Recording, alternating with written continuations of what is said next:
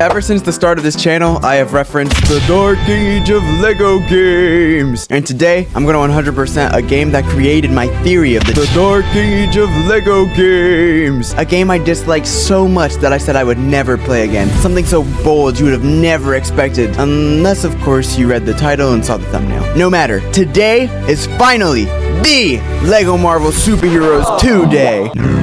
LEGO 100% games.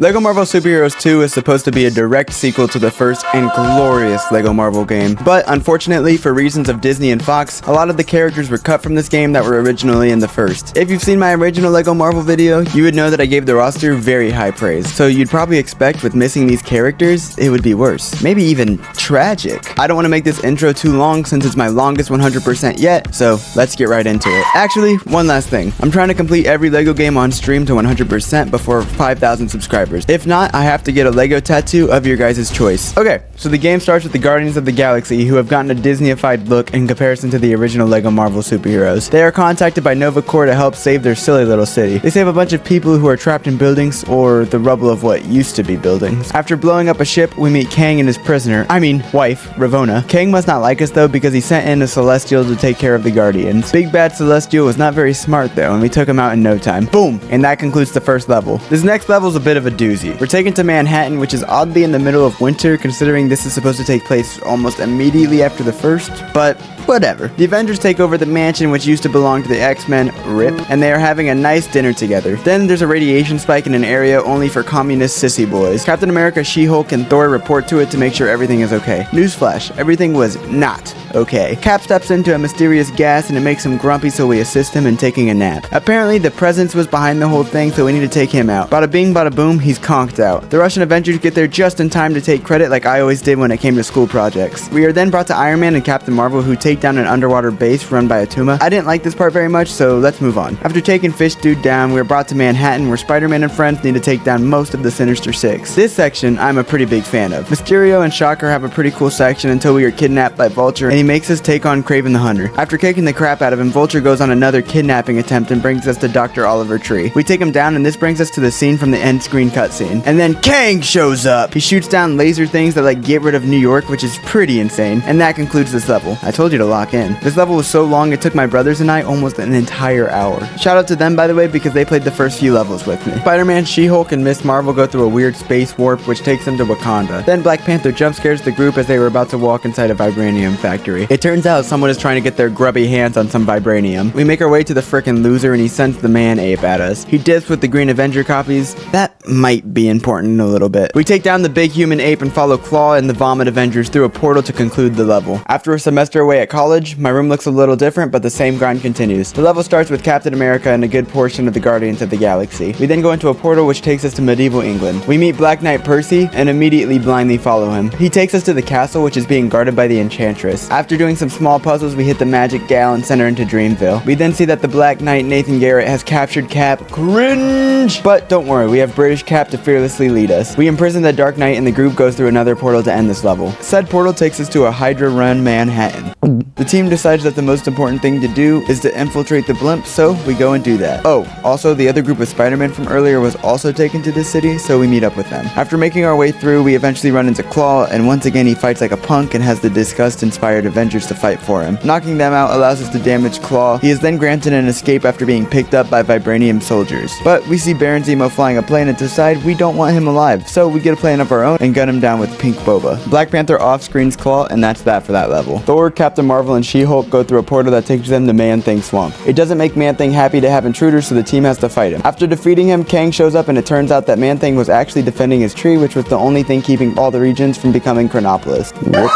Kang makes an announcement which must have been universally sent out because the floating head of nowhere catches wind of this happening and Cosmo attempts to get in contact with the Avengers. The signal isn't strong enough though, so we must collect Nexus fragments to strengthen the connection. The Avengers break into 3 different teams to spread out and look for the Nexus fragments. I personally started with the Guardians of the Galaxy group to head to the Old West looking for Star-Lord and Drax, who have been doing recon for themselves. This level in a lot of ways reminds me of the level from the Lego movie. We go into the saloon and see MODOK, but I'm not sure if it's like Old West MODOK or if it's normal MODOK from our universe universe. Anyways, we see him as the mayor of the Old West, which there have been less qualified people in power, so it's realistic. He gets taken down by a bunch of chickens. It feels really easy to add a wiener joke, but that seems like low-hanging fruit. While defeating some goons outside, Rocket gets kidnapped and Kid Colt and Star-Lord go after him to save the poor traumatized raccoon. Then we get one of the best parts of a mission in this game, but that might be because all the homies love a moving train mission. Once again, we take down MODOK and Rocket Raccoon smothers him in cop. Sorry, the game is literally begging for it. Group Spider-Man goes with Doctor Strange to look for something he has at his house, but I think he really just wants us to pick stuff up for him because this place was disgusting. We then run into Dormammu. Apparently he's been waiting for this moment and crashes out on us, but we make quick work of him. We send him back to where he came from, and that's the end of the level. The next group of Thor, Cap, and Cap head to Asgard to see if everything is alright, and it's not. We get to the throne and we see that Loki has been acting as Odin, and it fooled Thor, but the XX chromosomes one. Our Thor was not so gullible, and when we confront him, Surtur appears out of the ground. We take him on and it takes way too long. After that, we all head back to Manhattan to conclude this level. Once again, we break into groups. Noticing a pattern? I went with Group Spider-Man, of course, and we locate that a fragment is in Kunlun, but the ominous bouncer doesn't let us in because we don't have the Iron Fist aura. So we must look for Iron Fist, who we conveniently know the exact location of where he's at. He agrees to helping us as long as we assist in taking down Kingpin and Noir Manhattan. This level's pretty good, I would say. We just go through an office building beating people up with 2 Spider-Mans, Miss Marvel, Daredevil, and Iron Fist. Once we get to Kingpin, he flashbangs us with his car and we trick him into dancing and knock him out. After losing 2 of the cooler characters from the group, we head back to Kunlun to get the fragment. I'll be honest, this level is one that I kind of remember, but not really. I don't even think it's that boring. Nothing really happens though. Well, that's until the end of the level, and it has an epic boss fight against a dragon. And Temu Iron Fist. But there's a dragon. Iron Fist takes the thing and frees the dragon from Tenfoot's control to end the level. Conundrum aside, we part ways with Iron Fist and head towards Nueva New York. We hear silly things are going on at the Alchemex building, so we investigate and have to take down Electro to get inside. Once inside, we run into Spider-Gwen and She-Hulk. Oh yeah, and Spider-Man 2099. This level's a lot like the symbiote level from LEGO Marvel 1, so it kinda gets boring. Until the end, where we run into probably one of the coolest looking characters from this game, Carnum. I actually remember this boss fight being a lot of fun. Oh yeah, also this was all a part of future Green Goblin's elaborate trap. I forgot to explain that. Once taking him down, that ends that one. Now as Doctor Strange, Thor, Captain America, and Captain Marvel, we go down to Lemuria to look for the next Nexus fragment. When we get down there, we are caught with a good old trapdoor and it shoots us to Sakaar, which is pretty much only a Coliseum. If you couldn't guess, we then get a level inside of the Coliseum against a bunch of Hulk variants who are being terrorized by the Red King. This is like a lamer version of the best LEGO Battle of Geonosis. Once freeing the Hulks, we have to take down the Red King, who is in control of a giant sand snake. We assert dominance and recruit Hulk to join us. Checking in with the Guardians of the Galaxy group, the Guardians pop a gander around Hala to see what's poppin'. We get inside a presumably important building, take down a bunch of goons, and perform animal cruelty. After completing Mike Vick's simulator, we take down Ronan the Accuser and are left on a cliffhanger. We are then introduced to the Inhumans. Black Bolt's brother Maximus has attempted to take the throne of Attilan from Black Bolt. If you aren't following any of this, don't feel bad, because I'm not too brushed up on my Inhuman lore either. Just smile and nod. We make our way through a pretty depressing palace to get to Maximus. Once we reach him, it's pretty basic until the final stage of the boss fight, which was pretty cool. Even though his plan for doing what he did was pretty odd, we easily took him out regardless. With Maximus dealt with, the Inhumans decide they should go speak to Ronan the Accuser. But oh wait, isn't that where the Guardians were before the cliffhanger? Well, we actually don't care right now, and we go back to the group with double caps. We're going to try to get into Lemuria this time without being flushed. A water superhero named Stingray joins our group, and we are ready to take on the bad guy of this level. A tuna! Again! He low-key just runs away from us the whole level and eventually sends his bodyguard, but we do not gaff. We then trap the ape? We proceed to pummel a tuna in what I assume to be his throne room, or maybe it's just a chill sitting room. Either way,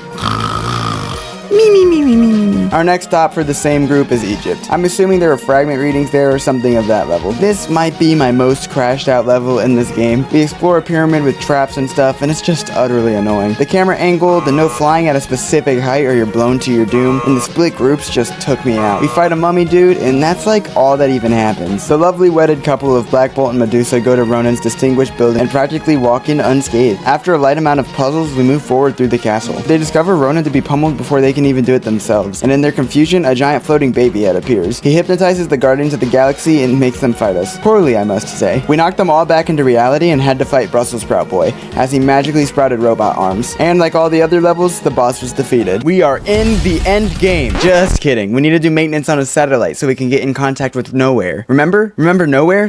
That's the reason we've been getting all the fragments? Great. When we thought we had a good connection, it was actually just Star-Lord's dad, who also happens to be a planet. Bro started shooting meteors at us. Kang was also also sending robots on top of this. Due to these silly things, we needed to repair the connection for the portal thing. Once we did that, the portal was restored, and we actually summoned the correct place this time. And now, Nowhere has arrived. We go up to the floating head planet thing and meet Cosmo. Apparently, his whole setup was broken, much like mine after doing this 100%, so we had to make repairs. Now that we've done that, we can go take on Kang. We send a squadron of ships to take down Kang's tower, but they are all instantly shot down by Lame the Conqueror's sword ship. Iron Man, Star-Lord, and Spider-Man go up to infiltrate the sword. Unfortunately, this is a level where we just go through a ship, but it is more annoying because of these little zappy boy losers. We made it past though and got to the control center. This is when we meet the boss of this level, Korvac, which is a literal cosmic being, so he's kind of OP. That being said, we low-key dog walked on him. While fighting him, Kang sent the ship plummeting, so that was not very epic in my opinion. We got off the ship just in time though. Before getting into the last level, I began unboxing this new 5-string bass that I got. I am going to gatekeep though because there is no money involved, but isn't she beautiful? Anyways, the last level starts with us infiltrating another Kang associated area. This time it's a citadel. What is your guess for how we're going to get to Kang? Is it A,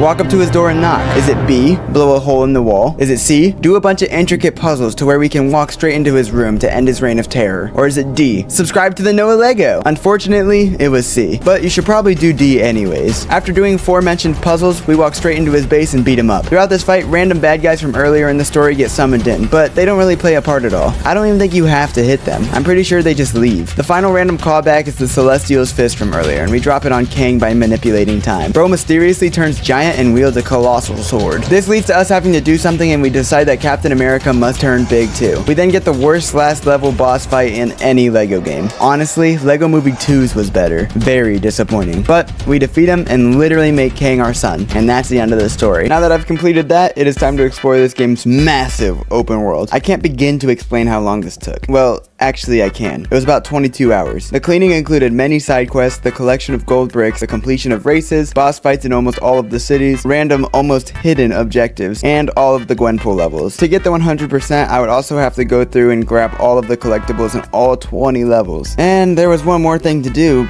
but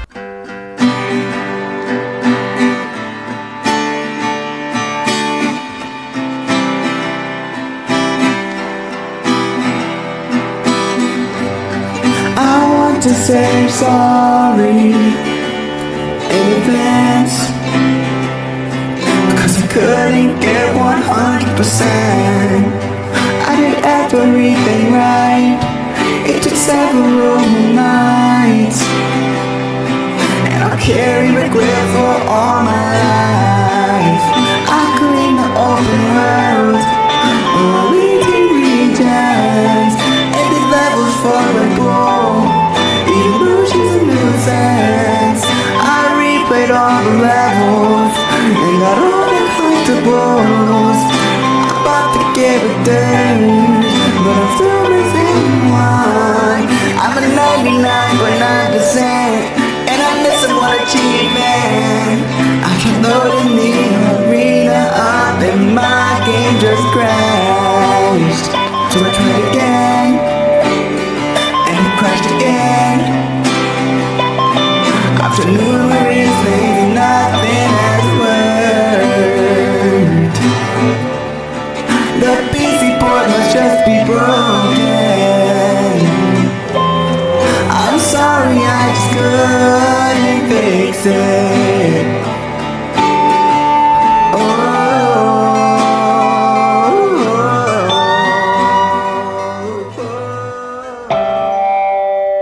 As I just laid out in that tragic tale of that song, I was not able to get to 100%. But since I was so close, I will allow myself to post this video regardless. Overall, LEGO Marvel Super Heroes 2 was a game that honestly I had a lot of fun with. Was this game's level design great? No. Did it have a really good story that captivated me and kept my brain-rotted attention? No. And it didn't seem to really keep my brothers either. But one thing that this game has is the fact that it includes so many characters from the Marvel comics that I was ignorantly unaware of. This video is already too long, but I want to just say real quick, this game is levels ahead of the bottom 5 LEGO games. So after playing this game, has my theory of the Dark Age of LEGO games been debunked? Or maybe just pushed onto another LEGO game? Maybe I'll have to play LEGO The Force Awakens for a better understanding. I'd love your thoughts and opinions on the matter. As always, if you think I'm an idiot, feel free to argue with me in the comments.